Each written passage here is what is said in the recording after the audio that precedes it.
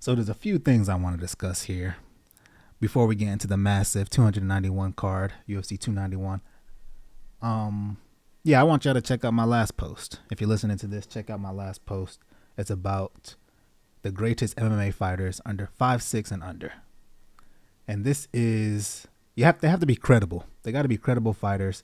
They have to have won some sort of championship, some sort of belt, have some sort of record at least.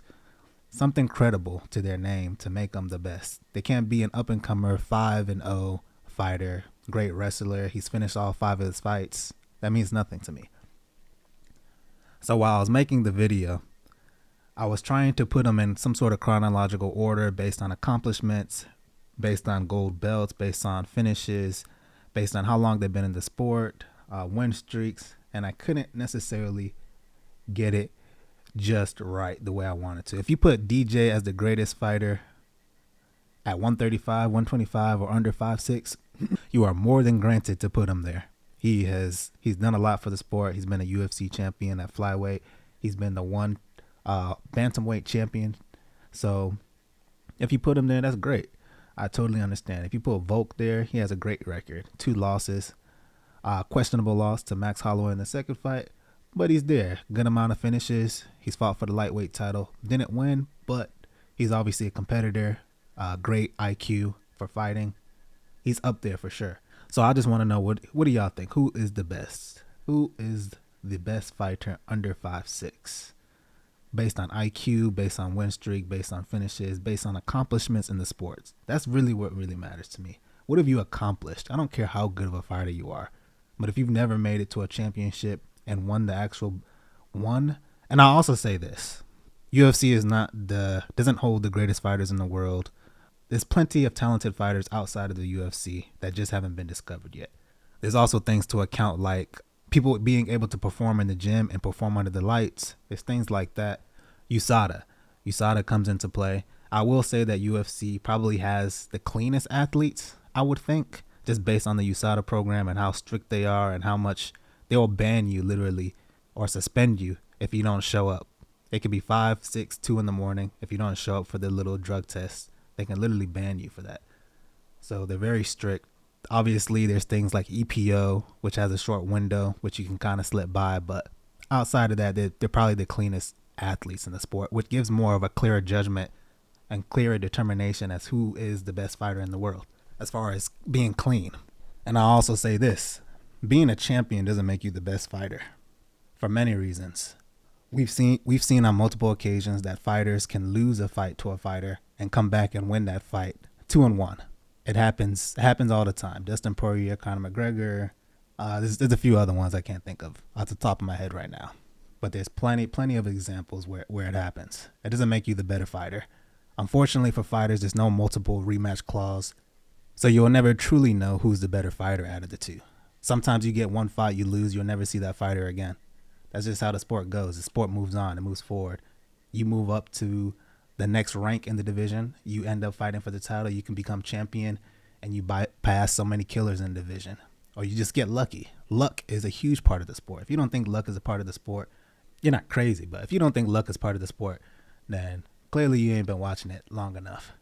Fighters only say that they threw that or practiced that to make it seem like, I'm sure they've practiced a technique before, but in a storm of a fight, to land something so perfect to put somebody out, Korean Zombie versus Yair Rodriguez, that upward elbow, I'm sure he's practiced it, but to land it perfectly on the chin, there was a little bit of luck there, for sure.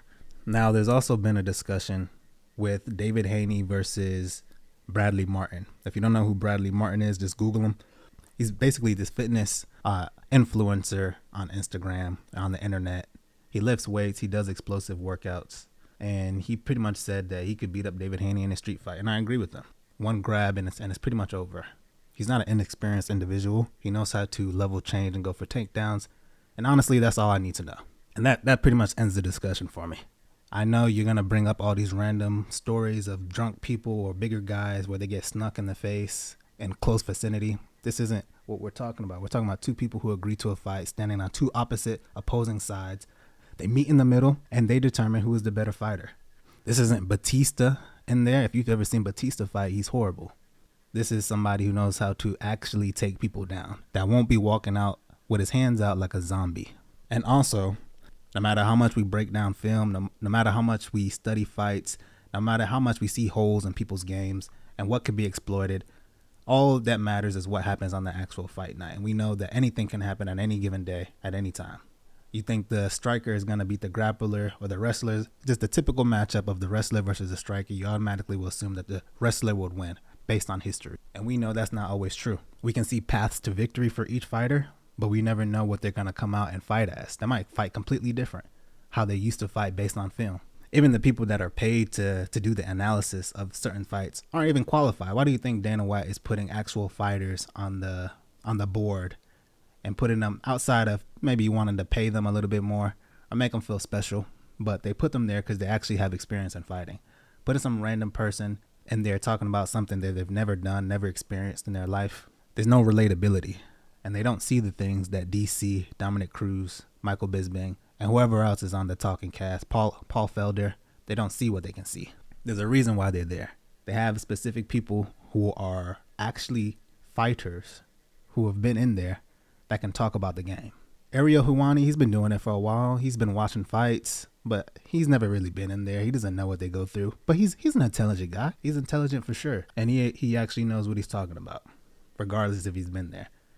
There's people like referees for sure don't know what they're talking about, don't know what they're watching, who have no qualifications and shouldn't be talking about it at all, shouldn't even be judging fights. But for whatever reason, they're hired and they have some level of expertise at something. Whatever commission determines that they are best for the job. But yeah, fighting, training, everything's unpredictable. Your favorite fighter can lose at any given time. It's rare when you get to fight somebody twice. It's very rare to get your rematch. If you fight somebody long enough or so many times, eventually you're going to find a hole in their game and land the shot or land the technique to take them out. That's just what happens when you face somebody for so long. Eventually you're going to get an understanding of their rhythm, how they flow, how they move, how they think, and eventually you're going to land the technique or shot in order to finish them. So here is a more interesting conversation.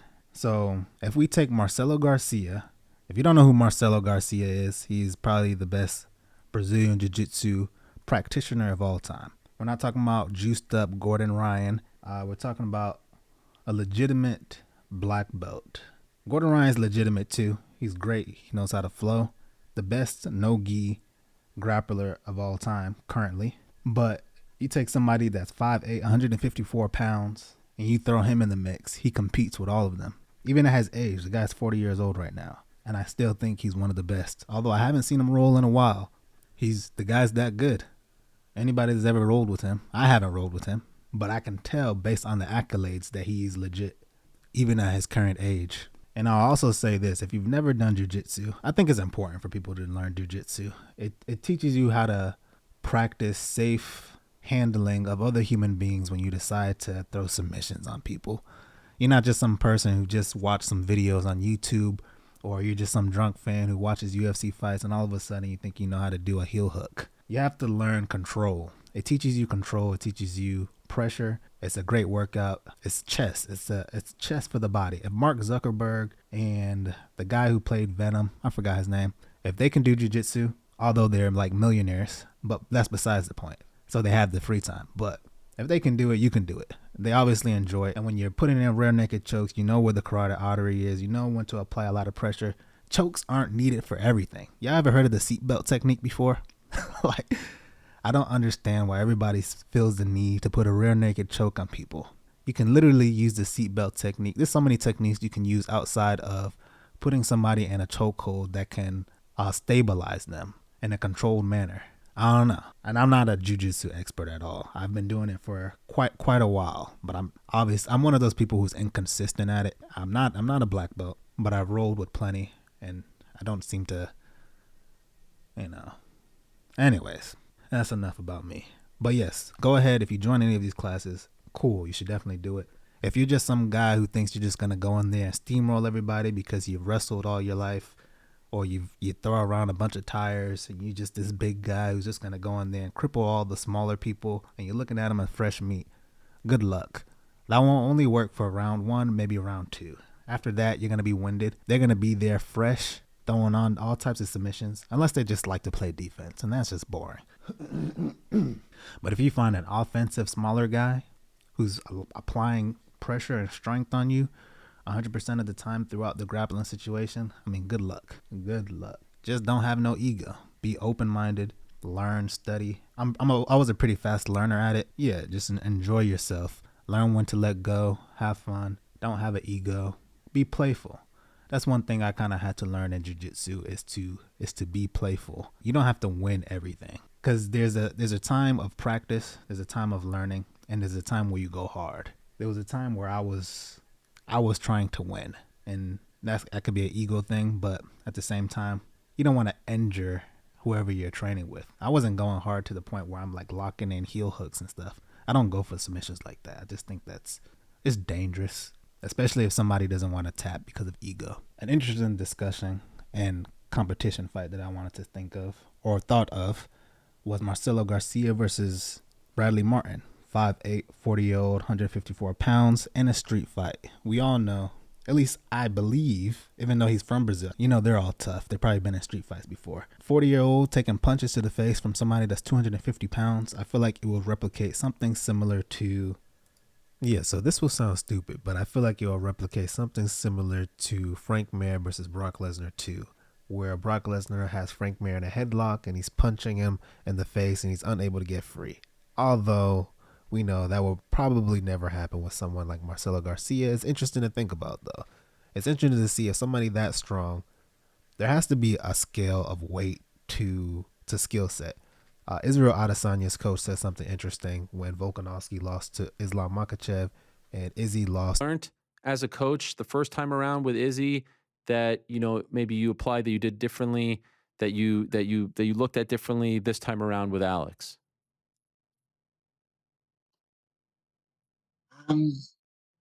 No, not really. Like you, and the obvious answer is this weight division for a reason, and you you are never going to be able to get around that fact. So you are always going to be fighting a bigger, stronger man. When you go up in weight division, it's about which really comes down to, have you got enough skill to offset the strength and weight advantage? That's what it's about. And that was the same thing with Israel, and it was the same thing with Volk. And I would have to say, and with the benefit of hindsight, that both those guys probably suffered from the same